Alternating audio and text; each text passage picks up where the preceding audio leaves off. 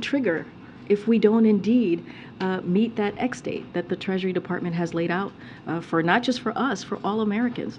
And so, look, if you're thinking about millions of Americans losing jobs, yeah, that's concerning. A potential triggering of a recession, yes, that's concerning. If you think about how this would take back all the progress that we've made in the last 2 years with this president. We think about 12.7 million jobs. We think about unemployment at 3.4%, which is the lowest that we've seen in history. All of the gains that we have made to get the economy back on its feet, yeah, we can see that go away. So that's why the president has been meeting with the leaders in Congress, and specifically yesterday with the Speaker, and having that conversation to continue to show the urgency that we have. But it's been for 5 months that we've been saying this. Steve. Does the president plan to talk to Speaker McCarthy today? I don't have any calls to read out to you for the president to speak to Speaker McCarthy. I can tell you for sure that he will be getting a download from his negotiation team once there's a moment on his calendar to do so. Representative Patrick McHenry said last night that nothing is agreed to until everything's agreed to. Is that your understanding as well? So what I'll say is this, and this is what I've been saying for the past couple of days. I said this when we were kind of on the other side of the world doing a press briefing for all of you in Japan, and we have said negotiations are very hard, they're very difficult. Both sides have to understand that they're not going to get everything that they want, and what we're trying to get to is a budget that is reasonable, that is bipartisan, that Democrats and Republicans in the House and the Senate will be able to vote on and agree on. So this is the process that's why we're moving in this way, to make sure that it's bipartisan but also reasonable. And so that's what you all can look forward to. Has there been any more discussion about the 14th Amendment? Look, the president's been very clear about this. He's spoken to this. It is just not.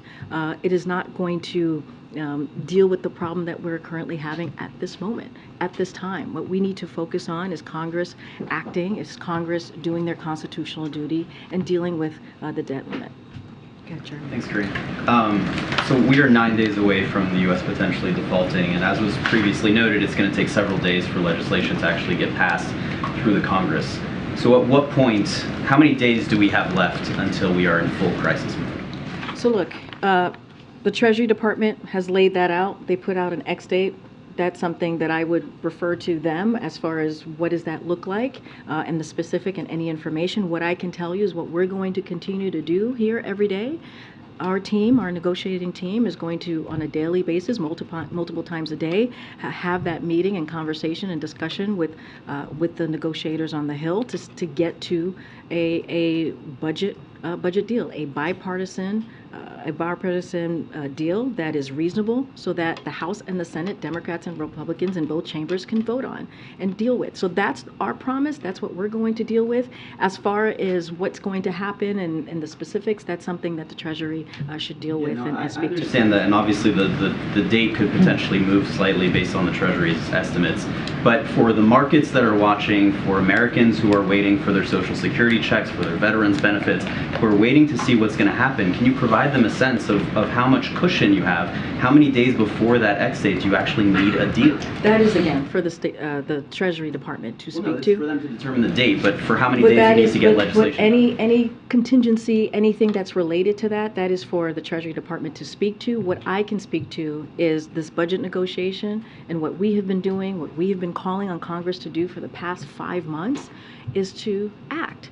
And so we're going to continue to have those conversations. We believe they've been productive. We believe there is a space and an opportunity here to have a bipartisan, reasonable budget agreement that, again, the House and the Senate can vote on, and that we can get the business of the American people done. And on the specifics here, the Speaker and his team have said that the federal government needs to spend less money next year than it is spending this year, meaning that they need cuts, not just a freeze in the way the White House has suggested.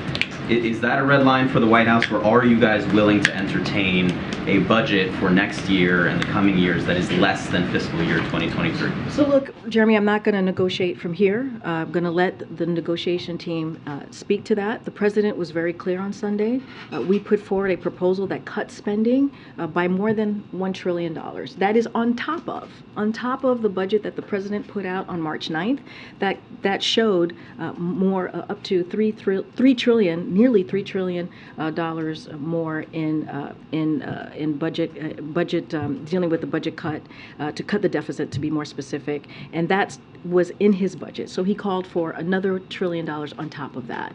And so, look, that's where we are. I'm not going to go into the details or the specifics from here, but you heard directly from the president on Sunday, and that's what he laid out. And then just quickly, just wanted to ask you for an update on the situation that happened last night at Lafayette Park. A U-Haul crashed into the bollards at the north end of the park just before 10 p.m. Can you tell us how quickly the president was informed of the situation? Was he moved to a secure location? Were any protective measures taken? So look, I can tell you this, and I want to be really careful here. This is something that the Secret Service, I would refer you to for any information that they can share, specific information. That's where they would share that. I can share with you that the president was indeed briefed. He was briefed this morning on what's known by Secret Service and the park police. Thus far, he's relieved that no one was injured last night, and grateful to the agents and the law enforcement officer who responded so quickly. Again, I would refer you to the Secret Service. He wasn't informed last night. I can tell you, right, he was briefed this morning. That's when he got the briefing from both Secret Service and the Park Police on what they know thus far. Clearly, the president was here yesterday working at the White House, so of course he was here last night.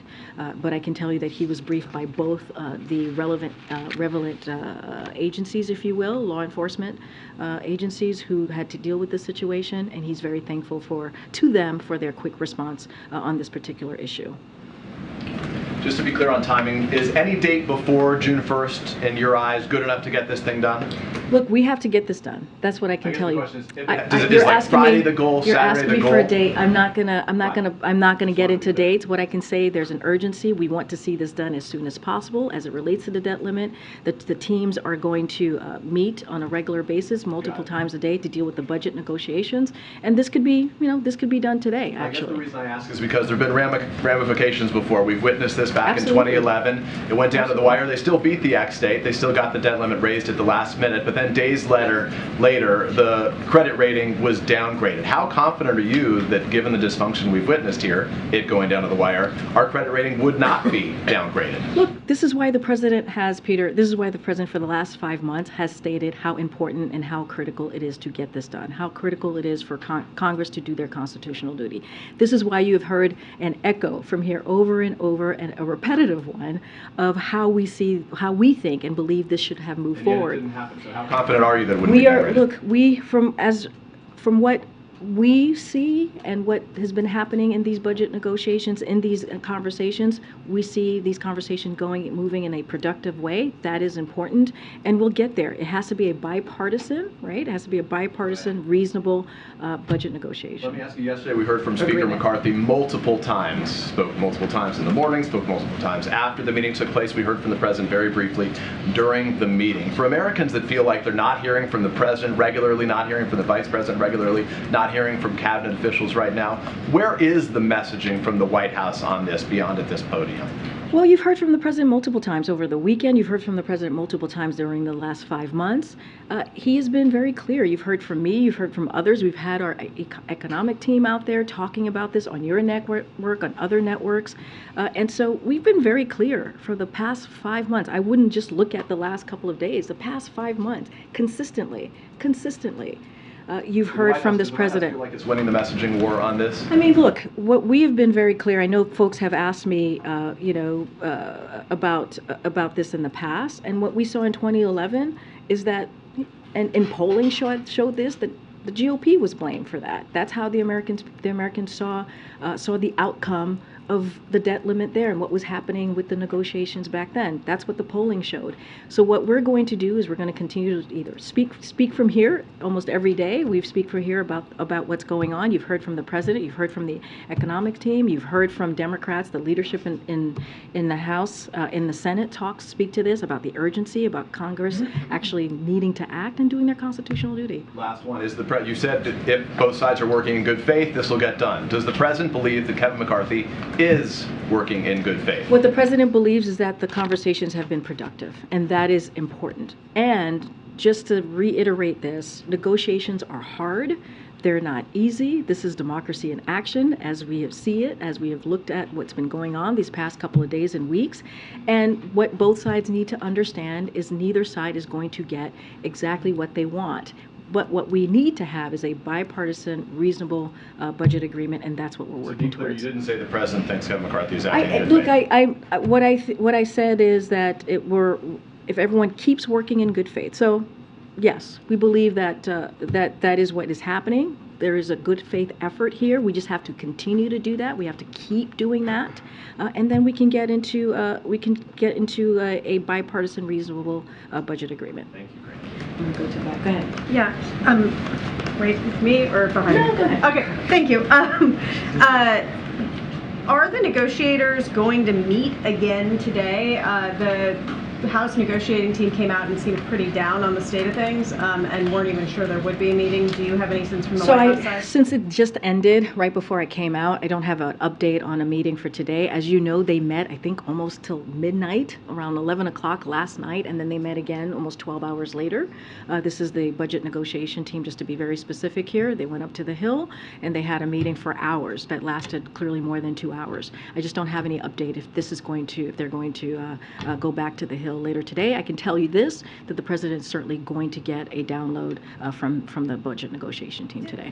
Did the president and Speaker McCarthy have an agreement to talk on the phone or in person on a daily basis? I think Speaker McCarthy implied that would happen, and so do they have an agreement, and is it going to happen? I can say this, don't have any meetings or calls to announce, but obviously the staff is going to continue to have this conversation. They just wrapped up a conversation moments ago, and the president will speak to the speaker when it's necessary. I just don't have anything to share at this time. Go ahead. Thank you. I know President is busy with the debt negotiations, but what is the directions or messages he has given to his team for preparing for the state visit next month? So, as you know, the President and the First Lady are looking forward to welcoming Prime Minister Modi for the official state visit, which is, as we announced, is going to happen on June 22nd. And I'll say more broadly, as we have already shared, when we announce the visit, this will be an opportunity to reaffirm the deep and close partnership between the United States and India, and the warm bonds of family and friendship that link Americans and clearly Indians together. And so that's very important to the president. The visit will also strengthen our two countries' shared commitment to a free, open, prosperous, and secure Indo-Pacific, and shared resolve to evaluate our strategic technology partnership, including in defense, clean energy, and space. Don't have anything else to preview. Clearly, as we get closer, June 22nd is very far away on our calendar, and so once we get closer to the 22nd, surely we'll hold background calls and have more information and more details to share. And secondly, in Japan, when President met the Prime Minister, he told the Prime Minister that he has been receiving flooded with lot of requests to be invited for the state dinner during those days. Say that one more time. I guess the President told the Prime Minister in Hiroshima when they met that he is being flooded with a lot of requests for the invitations to attend the state dinner. Who's he? The President. The President. Can you just say that one more time? It has been reported in the media that the President told the Prime Minister that he is being flooded with a lot of invitations, requests to be invited for the state dinner.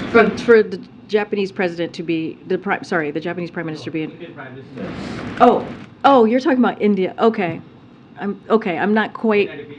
Yeah, yes, one more time. I don't know if you're talking about the the Japanese the When the president yes, met the Indian Prime Minister, Oh, okay, Indian Prime Minister. Got it. he told the Prime Minister that he's quite popular in the US because he's been receiving a lot of requests Got from it. Indian Americans to be invited for the state dinner. Got it. Okay, that's good. That's a good thing. I mean, I don't have a list of requests. I mean, it sounds like it was coming from Prime Minister. Okay. I mean, you would have to ask. Is it being held in the dining room or the I don't South have more. Lawn? I don't have more to share. I really don't. I think that's a good thing. That shows the excitement of the Prime Minister being here on the June 22nd. I just talked about laid out how the important relationship that we have with India and how we want to continue to grow that partnership, grow that relationship. I think that's a good thing to get those requests. I think that's important and shows how why it is critical to continue growing that partnership that we have with India. Thank you. All right. Sorry, it took a little bit to get to that. Go ahead, Thank you Alex. so much. So the president just came back from the G7, and there is no other G7 country that goes through such debt-ceiling drama on a regular basis. So how concerned is he that even if he's able to strike a deal, this will undermine the dollar's reputation, this will undermine the United States, standing on the international business scene? Well, look, at the top of the briefing, I laid out what would potentially occur if we didn't lift the debt limit, if we didn't make the X date, and it would undermine our global kind of how we're seen globally. And so, yeah, that is important to note as we're moving forward and going through the next couple of days and trying to get the debt limit. That even No, if a deal is found, that it already calls into question. I mean, the look, US. I'm not certainly not going to get into hypotheticals from here. What I can say is what experts have said, what the economists have said, and how it is important to get this done, and how detrimental it could be if we don't deal with the debt limit in a time that's expedient, right? And that's why we have said could lose 8 million jobs potentially. We can see could trigger a recession. All of those things are real and are standing globally, right? One of the important parts of the president going to the G7 is strengthening the global economy, right? That is incredibly important. Those G7 leaders are the largest economies across the globe, and so of course it is important how we're viewed, how we're seen. We're going to try and work very hard to get this done, and but at the end of the day, we've been holding the line very strongly, which is Congress needs to act. This is something when it comes to the debt limit that they need to get done, and so we're going to continue to hold that line very clearly. Go ahead, Jim. Yeah, thanks, Karine. I want to follow up on Steve's question from earlier. It sounds like the White House is now ruling out invoking the 14th Amendment as an option to get around the debt ceiling. Is that accurate? What I can say, it is not going to fix the current problem that we have right now. Which right now, what is going to deal with getting the debt limit done is for Congress for Congress to act, and that's what we've been very clear So if on. it won't fix the current problem, that means that's not a possibility that the president I will mean, pursue. I'm not going to go beyond what the president has said. He's made it very clear it's not going to solve our problems. That is just where we are. Congress needs to do its job. They need to do a job that has been happening since 1960, which is lifting the debt limit more than 78 times. That's what we are focused on. That's how we're going to move forward. Okay, Karen. Thanks, Karine. Tomorrow is the one-year anniversary of the school shooting at Robb Elementary in Uvalde, Texas. Just a couple questions. Has the president spoken recently with any of the families of the victims there? And how will he mark tomorrow, if at all? And what's his message to the families and the nation at this anniversary? So a couple of things there. I don't have any calls to read out. We don't have any calls to read out to you on any recent conversation that the president has had with the family. As you know, the Sunday after the horrific shooting, the president and the first lady went to Uvalde. I think some of you may have gone with us, traveled with us to Uvalde, and listened to the families and hear their stories about their loved one who were killed. And it was a heavy moment. It was certainly something devastating to have to. For any parent to have experience, and so when it comes to tomorrow, you can certainly expect that the President, the First Lady, and the Vice President are going to mark that tragic day. And we'll have certainly more to share later today or early tomorrow on what that looks like. Look, the families of these 19 children and 2 teachers, the 17 others who were injured, the entire community that is still mourning, they are in the President's prayers. And so, the President also was able to, he wrote an op-ed in USA Today where he marked the twin shootings in Buffalo and Uvalde and talked about how he believed those attacks became a catalyst for the passage of the Bipartisan Safer Communities Act. And while he's very appreciative of what Congress was able to do, there's so much more to be done. We need to see Congress do something more, do more, put forward some common sense gun reform. That's what these families deserve. That's what they should be able to see. And again, it was a tragic, tragic day. Guns is certainly an epidemic in this country. It's the #1 killer of our kids in America. And the President's going to continue to ask Congress to take more action. On the debt ceiling, Mitch McConnell has said that everyone needs to relax, that this is not an unusual process. Does the President agree with that? Well, what's unusual is for our economy, the American economy, to be held hostage and to be connected in this way to the budget process. And we do not default. We are not a deadbeat nation. We've been very clear about that. We should not be headed towards a direction where we would default for the first time. But I will also say both the President and Speaker McCarthy said that default is off the table. So that is productive. That is a step forward and a very important thing to note. And so we're going to continue to ask Congress to act and to get this done and to lift the debt limit. And does the White House see any potential in negotiating short-term rates? That is something that both the Speaker and we have said is, the Speaker has been very clear that is not on the table. And so we're going to continue to get this done in a way that should be done, right, which is Congress to act and to deal with the debt limit. Thanks, Karine. To follow up on the 14th Amendment again, the last time the President spoke about this in Hiroshima, he actually said that he was looking at the 14th Amendment and he thought that he did have the authority, but the question was essentially whether it would get tangled up in court in appeals.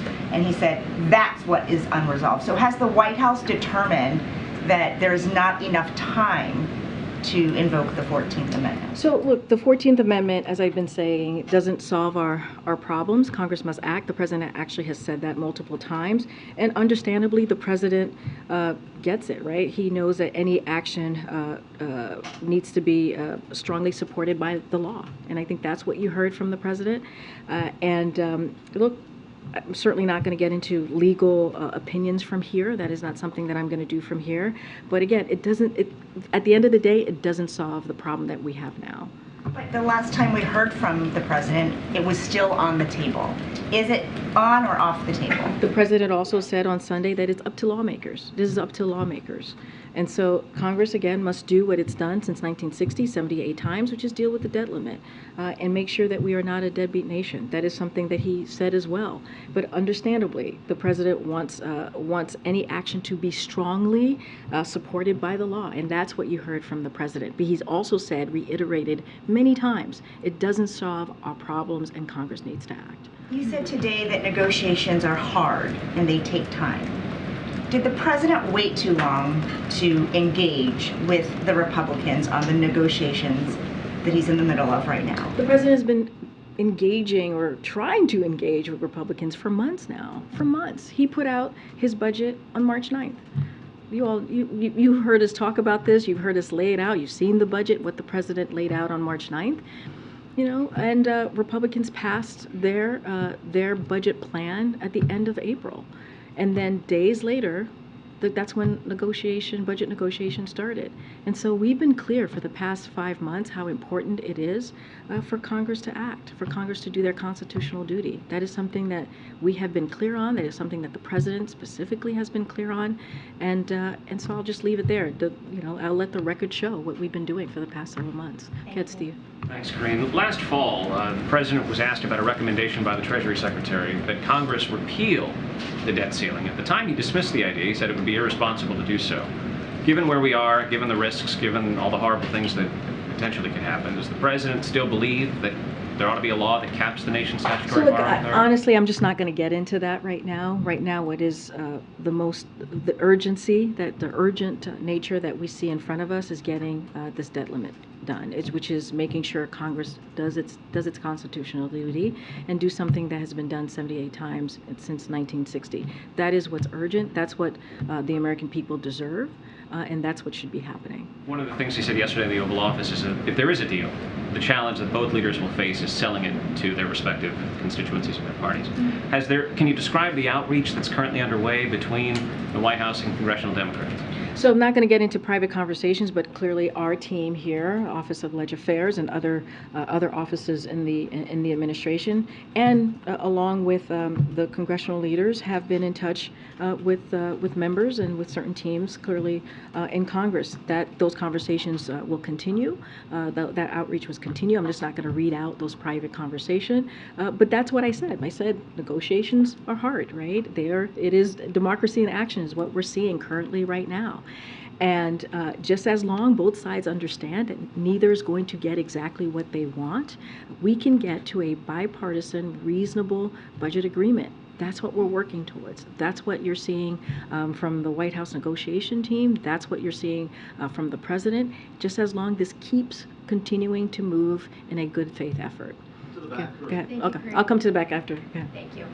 The tone in the last few days has been very respectful between the White House and McCarthy's team. You just said a few moments ago that McCarthy's team is working in good faith. But this morning you had House Minority Leader Hakeem Jeffries slamming MAGA Republicans for dangerous default gamesmanship. You had Pete Aguilar saying McCarthy's beholden to the most extreme members of his party. So is House Democratic leadership undermining the work of the administration right now? Not at all. We are aligned with them, with the leadership on both the House and the Senate, and that continues. And we have been aligned with them for the past several months. Does Jeffries speak for the party here? I believe he's the leader of the Democratic caucus on the House, so I would presume that is a yes. So it just seems like there's a bit of a divide between the rhetoric that he's using and the rhetoric we're hearing out of the White House. Look, I think multiple things could happen at the same time. Clearly, Leader Jeffries is a partner in this, has been a partner as well as Leader Schumer. That will continue, and I'll just leave it there. I'm going to go to the back. The discharge provision, one more. Is that at all a signal that House Democrats doubt the president's ability to lead the country to a solution here? Well, that's an extreme analysis or final kind of analysis there. I would say if you look at what the president has done the last 2 years and the leadership that he has shown in passing historic pieces of legislation, bringing the Democrats together in passing in the Inflation Reduction Act, when he brought the Democrats together to pass his first legislation, which is the American Rescue Plan, that helped get the economy back on its feet. That is a president that has led. That is a president that has continued to lead. You look at the economy has been able to create 12.7 million jobs. It's been able to see an unemployment rate at one of the lowest that we have seen in modern time. And that's going to continue if we continue to do the work of the American people, get this budget negotiation done. And here, that's at stake. The work that this president has done, that is what's at stake right now. This tradition that would be like an end run around what the president is doing. Absolutely not. Look, I would refer you to Congress on their processes and what they're trying to do in Congress. But to say or suggest the president's leadership is in question, I think is completely false. I disagree with that premise and certainly with that question, because if you look at the last 2 years, if you look at what Democrats have been able to get done with the leadership of this president, that is the complete opposite of what you just laid out. Go ahead, April. Two topics. On the debt ceiling, you were strategic last week and saying it was conversation. There were a series of conversations versus negotiations. That is now turned. When did that wording change and why? And what is the sticking point within these, or what are the sticking points, if you will, in these negotiations? Can you say that one more time? What's changed? You were saying what's changed? We're very strategic in saying they're not negotiations, they're conversations. Well, I've always said that budget, we are negotiating on the budget. I've always been very clear about that. I said that default is not negotiable. That's what I've said. I said default is not negotiable, but that, the president has always seen this as two separate conversations, two separate discussions, and we are indeed been negotiating on the budget. That's what you've seen from the outcome of these conversations, and that's what you'll continue to see. So how long officially have you begun the negotiations? When did the negotiations actually start? Well, once the House, right, the Republicans in the House were able to pass their budget plan, I believe it was April 26th, the president invited 5 days later, the president sat down with the leaders and they started having conversations. And then after that, you saw the budget teams announced, budget negotiation teams announced, and you've seen and you've all have reported what's been happening for the past several days. And second topic, the NAACP has made a move, a travel advisory for the state of Florida after several issues against the other, if you will, from Governor Ron DeSantis. And they're saying that the hate that is coming out of this political season is dangerous. What do you say to what the NAACP has done? I mean, they're following behind other groups, be it groups supporting race or LGBTQ+, but they're making a bold statement. What do you say to this? So I'm not going to comment on travel advisories specifically, but I'll say this more broadly, and where we have been as administration, as a White House, we've been outspoken about the impact of misguided policies advanced by Florida lawmakers. Republicans in Florida have attacked diversity. They've attacked inclusion efforts. They've limited the teaching of Black history. And they've launched attacks on the LGBT youth, immigrants, educators, and women's reproductive freedom. That's what you have seen from lawmakers in Florida. So I'll let NAACP, I'll let LULAC speak to their specifics of their travel advisories, but this administration is going to, as we have for the past 2 years, continue to speak out against discriminatory policies pushed by state leaders across the country, and we've seen them across the country by Republicans, extreme Republicans, putting forth these policies, these legislation that hurt Americans, that take away their freedom, and so. Again, we're going to continue to be outspoken. That's what we believe. It is our duty to do here. That's what the president believes. And we're going to continue to call this out. Thank you. In a closed hearing today, a Russian court extended the pre-trial detention of the Wall Street Journal's Evan Gershkovich until at least August 30th. What is the White House's response to that decision, and can you provide any updates on the administration's efforts to secure Evan's release? So we are deeply concerned that Russia has extended the pretrial detention of Evan Gershkovich by an additional 3 months today. We have been very clear that the claims against him are baseless.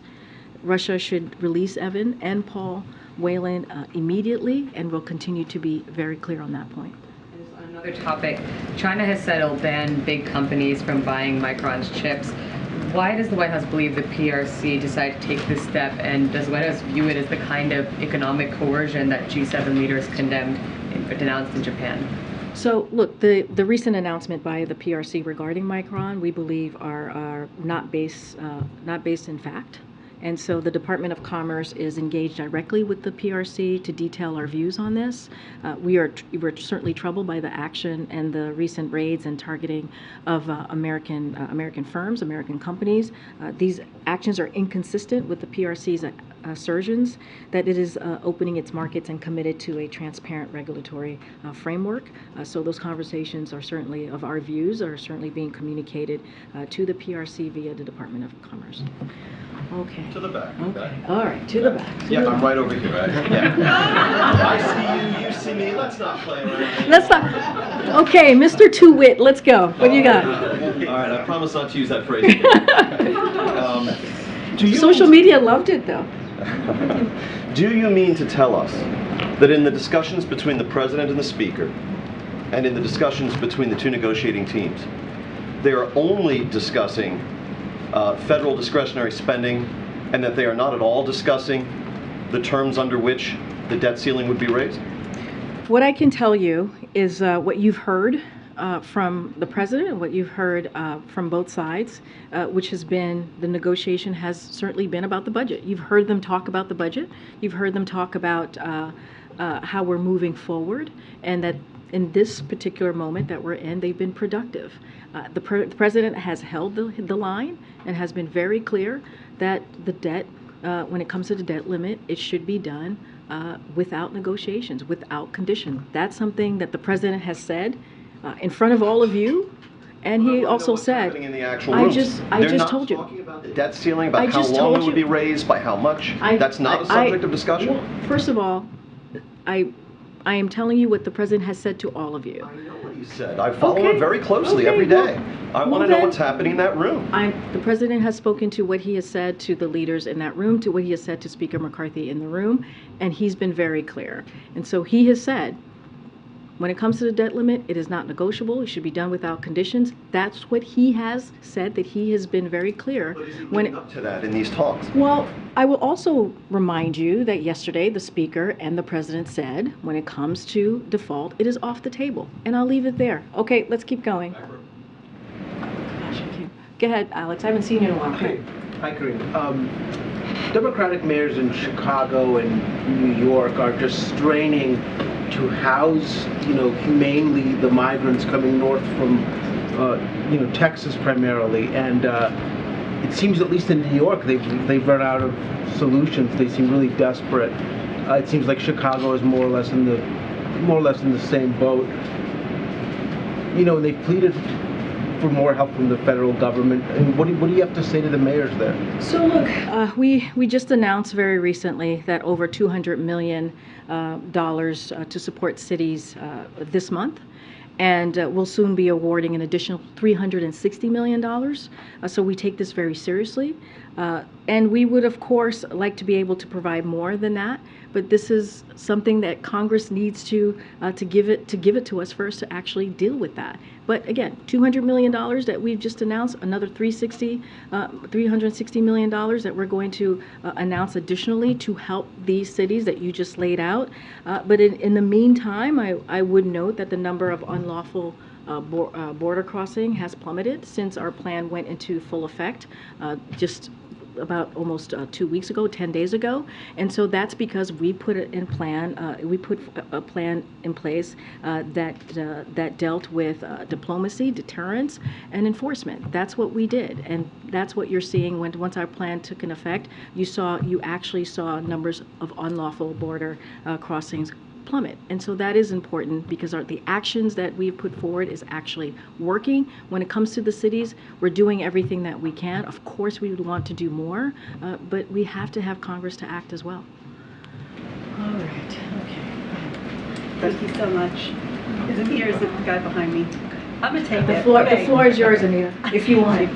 I'm going to follow up on Sabrina's China question. When the Commerce Secretary meets with their Chinese counterpart in Washington, what are the administration's objectives for this meeting? Should we see this as a sign of a warming up of relations between Washington and Beijing?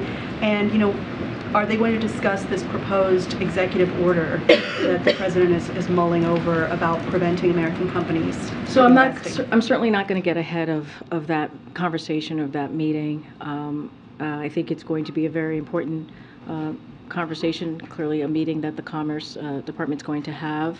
What I'll say as it relates to the next steps and other meetings and other travel by cabinet secretaries, we've been very clear when it is appropriate, we'll certainly revisit Secretary Blinken going to China, and we've talked about Commerce Secretary going to China, and it's also Secretary of Treasury going to China as well. But when the time is right, when we feel like it is appropriate, certainly those conversations will continue, and we will re-engage on a potential travel, but certainly not going to get ahead of what's going to be on the agenda or what's going to come out of those meetings. Quick Africa question. An inquiry out of Pretoria finds that indeed a private South African company did supply weapons to Russia. So how does the White House feel about this? What could be the consequences? Is Pretoria going to be receiving an angry phone call or maybe a rap on the knuckles, changes to their AGOA status, anything like that? So I'll say this more broadly. I'm not going to speak to an individual company here, but look, Russia is waging a brutal war, as you all have been reporting and you all see, against the people of Ukraine. And we are constantly working to cut off funding for Putin's war machine and to undercut Russia's ability to carry out this conflict. And so, as part of those efforts, we have strongly urged countries not to provide support for Russia's war, but certainly I'm not going to get into either any private diplomatic discussions or private companies from here, but we've been very clear on what we have seen Russia do to the people of Ukraine, but we've also seen Ukrainian people over the past, and this is something that the president said over the weekend, bravely fight for their freedom. And so we're going to continue to do everything that we can to give them the assistance that they need to fight for their freedom. So I'll leave it there. Go ahead. Yeah. Thank you so much.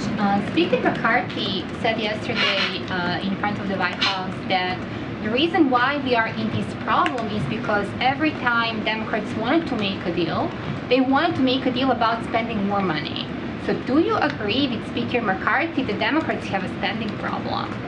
No. To wit.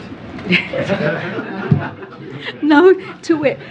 Look, I'll say this. The president's budget reduces the deficit, as you know, by nearly $3 trillion over 10 years. Right? This is a president that believes in dealing with the deficit in a real way. That's on top of the $1.7 trillion that the president has been able to reduce the deficit the last 2 years. So the president takes this very seriously. He's proposed reducing the deficit by eliminating tax breaks for carried interest loopholes, retirement for wealthy real estate investors, and cryptocurrency. He's also proposed raising taxes for billionaires, stock buybacks, and big corporations. And let's not forget the subsidies for big pharma and big oil. For big oil, it costs about $30 billion. For big pharma, it's about $200 billion. That's what it will save if we were able to cut those wasteful spending on subsidies. So the president has laid this out. He's been very clear. Just look at his budget from March 9th. He's laid out how we can cut spending on behalf of the American people and American families. And that is on top of what he's been able to do the last 2 years, $1.7 trillion. Now, more recently, he also talked about doing an additional $1 trillion on top of the $3 trillion that he proposed in March 9th in his budget. So he's taking this very seriously. Okay, thanks, Karine. Okay, guys, I'll see you tomorrow. Thanks, everybody. Thank you.